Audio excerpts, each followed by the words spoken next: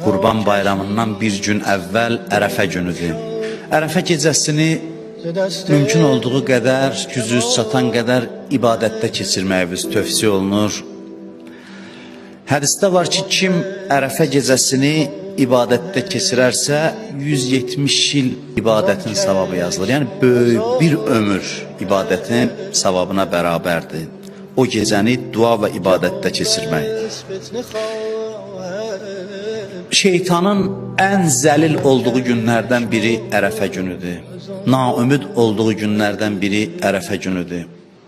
O gündən maksimum çalışaq ki, istifadə eləyək, bəhrələnək, o günün fəzilətini əldən verməyək. Ərəfə günü istisnai, xüsusi bir gündür.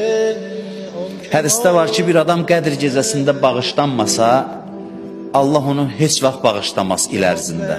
Bağışlanmaqdan ümidsizdür. Bu adam ki, Qədr gecəsində bağışlanmayıb. Amma bir gün fürsət var. Qədr gecəsində bağışlanmayanlar üçün bir gün fürsət var. O da Ərəfə günüdür. Ərəfə günü Allah günahkarları bağışlayır. O günahkarlar ki, Qədr gecəsində özlərini bağışlatıra bilmədilər. Bağışlanmayan günahkarları Ərəfə günündə Allah bağışlayır.